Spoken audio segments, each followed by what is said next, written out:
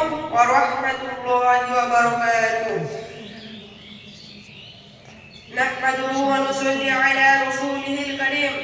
أما بعد فأعوذ بالله من الشيطان الرجيم. بسم الله الرحمن الرحيم.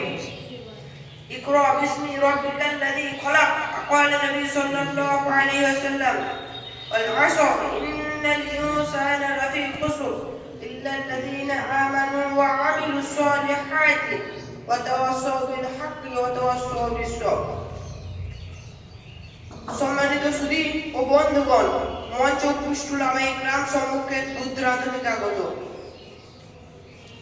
আজ থেকে প্রায় 1400 বছর পূর্বে পৃথিবীর অবস্থা ছিল অত্যন্ত ভয়াবহ। চারদিকে লুট, তরা, চুরি, ডাকাতি, মিথ্যা প্রতারণা, মদ, জুয়া, লজ্জাহীনতা এবং অশ্লীলতার হাহাকার ছিল।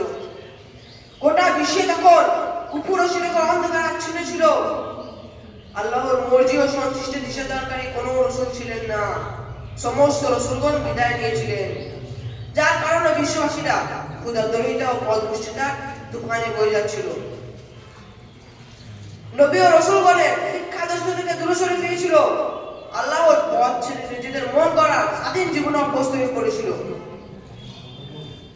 এক কথায় তারা নিজেদের মতোই জীবনযাপন শুরু করেছিল। আল্লাহর কিতাবকে বিকৃত করে তাদের নিজেদের স্বার্থের অনুকূলে মিথ্যা কথাবার্তা বলতো।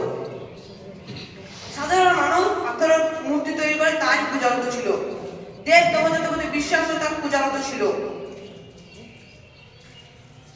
তাদের নামে পশু পাখি উৎসর্গ করত, মানত উষা ছড়াতো।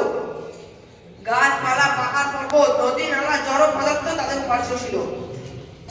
আল্লাহর দিন ত্যাগ করার পরিণতি এমনই হয়, যখন বিশ্ববাসীরা সীমা লঙ্ঘন করা চরম শিখরে পৌঁছে যায়, তখন আল্লাহ তাআলা তাদের উপর দয়া হলো।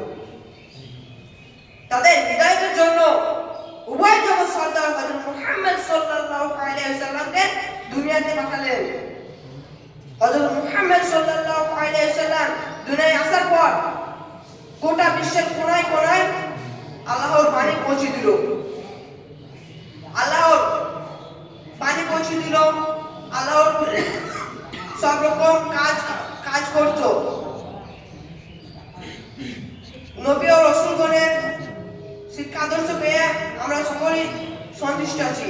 এই বলে আমি আমার বক্তব্য শেষ করলাম। ওয়া আখিরু দাওয়ানা আলহামদুলিল্লাহি রাব্বিল আলামিন।